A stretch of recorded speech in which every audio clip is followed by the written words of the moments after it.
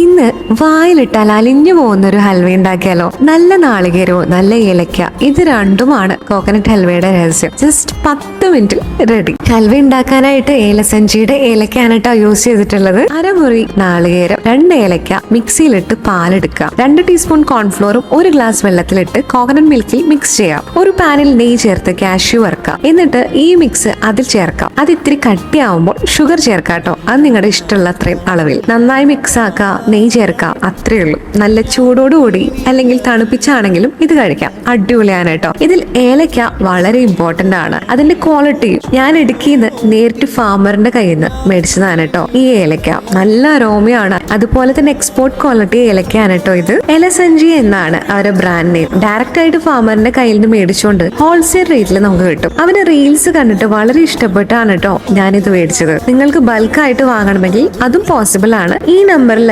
അല്ലെങ്കിൽ insta page through contact ചെയ്യാവുന്നതാണ്. അപ്പൊ എല്ലാവരും ഒന്ന് ട്രൈ ചെയ്ത് നോക്കാൻ മറക്കരുത്. Bye from Foodolic Sobi.